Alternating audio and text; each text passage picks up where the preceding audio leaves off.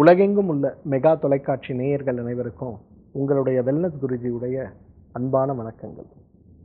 உணவே மருந்து. உணவை கொண்டு ஆரோக்கிய வாழ்க்கைக்கு நாம் எடுக்க வேண்டிய முயற்சிகள், உணவு உண்மையிலேயே மருந்து தானா, நம் மனதில் இருக்கக்கூடிய கேள்விகள், இவை அனைற்றுக்கும் விடைதான் இந்த நிகழ்ச்சி மூலமாக நாம் பார்த்து வருகிறோம். உறுப்புகளை பலப்படுத்த, உடலுடைய செயல்பாட்டிற்கு தேவையான ஆற்றலை அந்த உறுப்புகள் பெற, நோயோடு போராடி கொண்டிருக்கக்கூடிய உறுப்புகளை நோயிலிருந்து மீட்டெடுக்க நமக்கு உதவி செய்யக்கூடிய உணவுகள் என்ன அப்படிங்கிறதை தான் தொடர்ந்து நாம் பார்த்து கொண்டிருக்கிறோம். அந்த வகையில் இன்றைக்கு தைராய்டு சுரப்பியுடைய ஆரோக்கியத்திற்காகவும், தைராய்டு சுரப்பியுடைய செயல் மாற்றத்தாலோ அல்லது தொற்றினாலோ அல்லது வீக்கத்தாலோ ஏற்படுகின்ற நோய்களை குறைத்து கொள்வதற்கும் நாம் எடுக்க வேண்டிய முயற்சிகளில் என்ன பழங்களை சாப்பிடலாம் அப்படிங்கிறத பற்றி தான் இன்றைக்கு உங்களோடு நான் பகிர்ந்து கொள்ளப் போகிறேன். தைராய்டு சுரப்பியை ஆரோக்கியமாக வைத்துக்கொள்ள, தைராய்டு நோயை கட்டுப்படுத்த மற்றும் குணப்படுத்த நமக்கு உதவி செய்யக்கூடிய மிகப்பெரிய பழம் எது தெரியுமா? முதல் பழம் எது தெரியுமா? ஆரஞ்சு பழம். ஆரஞ்சு பழம்னு சொல்லும்போது வெறும் ஆரஞ்சாக இருக்கக்கூடிய அந்த பழம் மட்டும் கிடையாது. புளிப்பு சுவை இருக்கக்கூடிய பழங்களில் குறிப்பாக நாரத்தை பழம், எலுமிச்சை பழம்னு சொல்லக்கூடிய இவை அனைத்துமே தைராய்டு சுரப்பியுடைய செயல் மாற்றத்திற்கும் அதே நேரத்தில் தைராய்டு சுரப்பியுடைய ஆரோக்கியத்திற்கும் நமக்கு உதவி செய்யக்கூடிய அருமருந்துகள்னு சொல்லலாம். உடம்பில் இருக்கக்கூடிய இன்ஃப்ளமேஷன்னு சொல்லக்கூடிய நோய் தன்மையை குறைக்க நாம் உதவி செய்யக்கூடிய உணவுகள் அப்படின்னு பார்த்தோம்னா அதில் ஆரஞ்சு பழமும் விட்டமின் சி இருக்கக்கூடிய எல்லா விதமான பழங்களும் உணவுகளும் மிக முக்கியமானதுன்னு சொல்லலாம். அந்த வகையில் ஆரஞ்சு பழம் அப்படிங்கிறது இன்றைக்கு தைராய்டு சுரப்பியுடைய செயல் மாற்றத்தை, தைராய்டு சுரப்பியில் ஏற்படுகின்ற நோய்களை நீக்கக்கூடிய மிகச்சிறந்த அருமருந்து அப்படிங்கிறத நம்ம எல்லாரும் புரிஞ்சுக்கணும். காலநிலை மாற்றங்களால் விதவிதமான காலநிலைகளில் வேறு வேறு பழங்கள் நமக்கு கிடைத்தாலும் கூட ஆரஞ்சு பழமோ அல்லது சாத்துக்குடின்னு சொல்லக்கூடிய ஸ்வீட் லைமோ அல்லது எலுமிச்சை சாறும் தினசரி உணவில் இருக்குமேயானால் தைராய்டு நோயை தடுக்கவோ குணமாக்கவோ சாத்தியம்தாங்கிறத நம்ம புரிஞ்சுக்கணும். மாம்பழம். இன்றைக்கு மாம்பழத்துடைய பயன்களை பற்றியும் குணங்களை பற்றியும் சுவைகளை பற்றியும் நிறைய விஷயங்களை நம்ம கேள்விப்படுறோம். ஆனால் நம்மில் எத்தனை பேருக்கு தெரியும் மாம்பழம் தைராய்டு சுரப்பிக்கான ஒரு மிகச்சிறந்த உணவுன்னு? கிடைக்கக்கூடிய காலங்களில் இனிப்பு மிகுதியாக இருக்கக்கூடிய பழமாக இருக்கிறதுனால அளவாக மாம்பழத்தை நாம் சாப்பிட ஆரம்பிக்கும் போது நம்முடைய ஆரோக்கியம் மாறுபடுவது மட்டுமல்ல, நாளமிலா சுரப்பி குறிப்பாக உடலில் இருக்கக்கூடிய ஒவ்வொரு அணுக்களுக்கும் தேவையான சக்தியை வழங்கக்கூடிய அந்த சுரப்பியுடைய ஆரோக்கியம் மேம்படும் போது நம்முடைய ஆரோக்கியமும் மேம்படுவதை நிச்சயமாக நாம் பார்க்க முடியும். பேரிக்காய். இன்றைக்கு துவர்ப்பு சுவையுடைய ஒரு பழமாக நாட்டு பேரிக்காயை நாம் பார்க்கலாம். வால் பேரிக்காய்னு சொல்லுவாங்க. பார்ப்பதற்கு மேல்புறம் தடிமனாகவும் கீழ்ப்புறகம் வால் போல நீண்டு இருக்கக்கூடிய அந்த பேரிக்காய்க்கு தான் வால் பேரிக்காய்னு பேர். இந்த வால் பேரிக்காயை பொறுத்தவரையிலும் இதில் இருக்கக்கூடிய துவர்ப்பு சுவையும் இந்த துவர்ப்பு சுவையோடு இருக்கக்கூடிய ஒரு அமிலமும் இன்றைக்கு தைராய்டு நோயை குறைக்கக்கூடிய ஒரு முக்கியமான மருந்து பொருளாக இருக்கிறதுங்கிற ஆராய்ச்சி நம்மை திகைப்படைய செய்யறத பார்க்குறோம். இன்றைக்கு ஆஸ்திரேலியாவிலிருந்து தான் மிகப்பெரிய அளவில் பேரிக்காய்கள் நம்ம ஊரில் இறக்குமதி செய்யப்படுறதை பார்க்குறோம். இன்னும் இந்தோனேஷியாவிலிருந்தும் மரபணு மாற்றம் செய்யப்பட்ட நிறைய பேரிக்காய்கள் நம்ம ஊருக்கு இறக்குமதி செய்யப்படுறதை பார்க்குறோம். இந்த பேரிக்காய்களை தவிர்த்து நம்முடைய நாட்டு பேரிக்காய்களை நாம் உணவாக உட்கொள்ள ஆரம்பித்தோம்னா நம்ம ஆரோக்கியம் மிகப்பெரிய அளவில் மாறுபடுவது மட்டுமல்ல, நோய்த்தன்மை மிகப்பெரிய அளவில் குறைந்து போய் விடுவதையும் நிச்சயமாக நம்மால் பார்க்க முடியும். திராட்சையுடைய பயன்களை நம்ம பார்த்தோம்னா நம்முடைய உடலில் இருக்கக்கூடிய 3 தோஷங்கள், 7 தாதுக்கள், 108 வர்மங்கள், உடலுடைய 5 அவயங்கள், உடலில் இருக்கக்கூடிய 7 சக்கரங்கள் வரை மிகப்பெரிய அளவில் பலப்படுத்தக்கூடிய ஒரு உணவு எதுனா நிச்சயமாக திராட்சை தான்.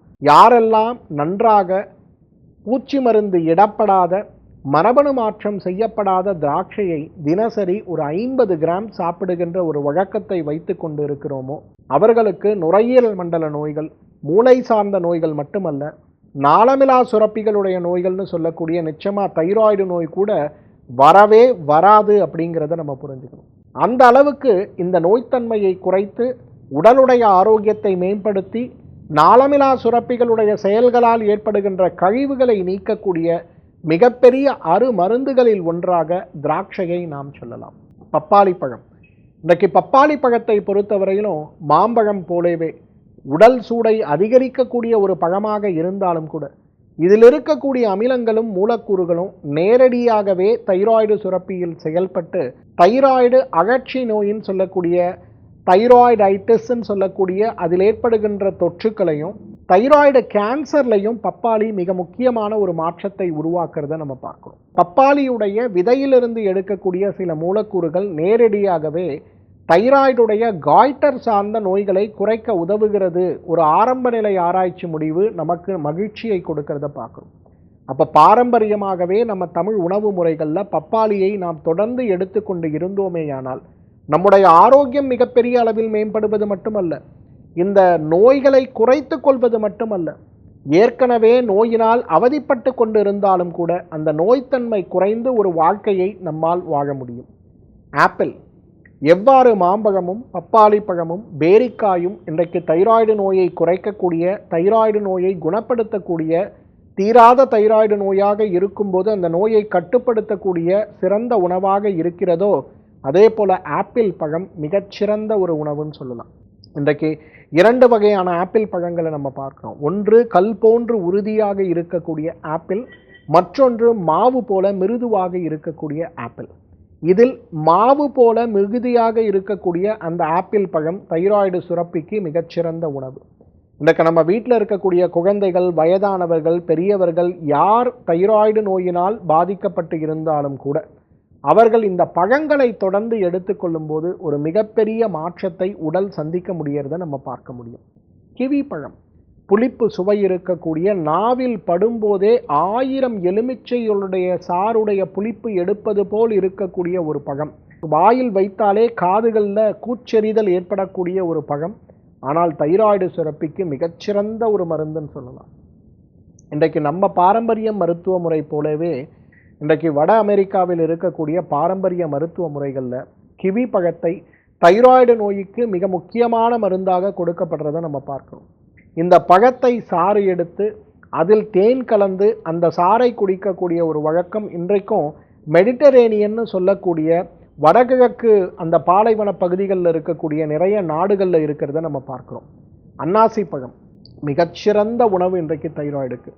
தைராய்டு நோய் இருக்குது, நான் என்ன காய் சாப்பிட்ணும், என்ன பழம் சாப்பிட்ணுன்னு குழப்பத்தில் நம்ம இருக்கோம் இல்லையா? அன்னாசி பழத்தை சாப்பிடுங்க. பேசிக் மெட்டபாலிக் ரேட்டுன்னு சொல்லக்கூடிய உடலுடைய வளர்சிதை மாற்றத்தை தூண்டக்கூடிய பழங்கள் அனைத்துமே தைராய்டுக்கு ஒரு மிகச்சிறந்த உணவு சொல்லலாம். ஏன்னா தைராய்டு நோய் ஏற்படும் போது நம்ம உடம்பில் ஏற்படுகின்ற மிகப்பெரிய மாற்றம் என்னென்னா, நம்முடைய உடல் சூடு குறைந்து போய், அதாவது உடலுடைய வளர்சிதை மாற்றம் குறைந்து போய் உடலால் இயங்க முடியாத அளவுக்கு சிரமங்கள் ஏற்படுகின்ற ஒரு நிலையத்தான் நம்ம தைராய்டுடைய சுரப்பி செயல் குறைபாடு நோயின்னு சொல்லுவோம். அப்படி இருக்கும்போது அந்த இடத்துல உணவின் மூலமாகவே உடலுடைய வளர்சிதை மாற்றம் அடைகிறது அப்படின்னா அதைவிட சிறந்த முயற்சி என்ன இருக்க முடியும்? அதற்கு அன்னாசி பழம் ஒரு மிகச்சிறந்த ஒரு உணவு.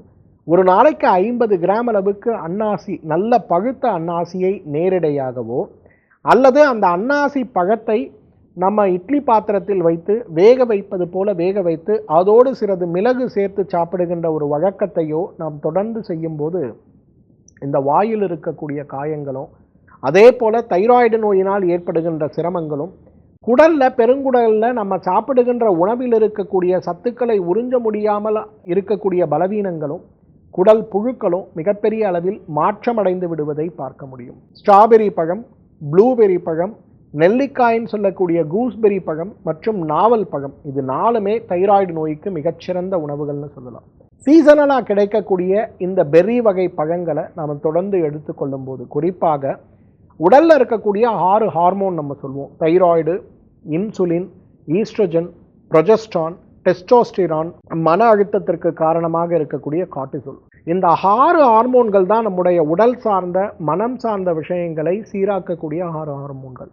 இந்த 6 ஹார்மோன்களுடைய ஆரோக்கியத்திற்கு நாம் தினசரி சாப்பிட வேண்டிய உணவுகள் எதுன்னு பார்த்தீங்கன்னா, ஒரு 30 கிராம் அளவுக்கு ஸ்ட்ராபெரி அல்லது ப்ளூபெரி அல்லது நெல்லிக்காய் அல்லது நாவல் பழம், இந்த 4ல் ஏதாவது ஒன்றை தினசரி 30 கிராம் நீங்கள் சாப்பிட்டீங்கன்னா உங்கள் உடம்பில் இருக்கக்கூடிய அடிப்படையாக இருக்கக்கூடிய ஹார்மோன்கள் அனைத்துமே சீராகி விடுவதை நம்ம பார்க்க முடியும். உடல் அளவில் மட்டும் கிடையாது, செயலளவிலும் அந்த சீரான ஒரு நிலையை நாம் மீட்டெடுப்பதற்கு பெர்ரி வகை பழங்கள், ஸ்ட்ராபெரி, ப்ளூபெரி மற்றும் நம்முடைய இந்தியன் கூஸ்பெரின்னு சொல்லக்கூடிய நெல்லிக்காய் மற்றும் நாவல் பழம், இந்த 4 பழங்களுமே மிகச்சிறந்த உணவுகள்னு சொல்லலாம். இப்போ யோசிச்சு பாருங்களேன், நான் சொன்ன இந்த 12 வகையான பழங்களில் நமக்கு கிடைக்காதது அப்படிங்கிறது 1-2 இருந்தாலும் கூட மற்ற பழங்கள், உதாரணத்துக்கு ஆரஞ்சு பழம், மாம்பழம், பேரிக்காய், திராட்சை, பப்பாளி, ஆப்பிள், கிவி, அன்னாசி பழம், ஸ்ட்ராபெரி, ப்ளூபெரி, நெல்லிக்காய், நாவல் பழம், இதில் பெரும்பாலானது நமக்கு சுலபமாக கிடைக்கக்கூடியது தான். சீசனலாக கிடைக்கக்கூடிய பழங்களை அந்த சீசனில் நாம் எடுத்துக்கொள்ளக்கூடிய மருந்தாக அல்ல, உணவாக எடுத்துக்கொள்ளக்கூடிய ஒரு வழக்கத்தை வைத்து கொண்டாலே நம்மாலும் ஆயுள் முழுவதும் ஆரோக்கியமாக வாழ்ந்திட முடியும். மீண்டும் மற்றொரு ஆரோக்கிய குறிப்போடு உங்களை சந்திக்கிறேன். அதுவரை உங்களிடமிருந்து விடைபெறுவது உங்களுடைய வெல்னஸ் குருஜி. நன்றி, வணக்கம்.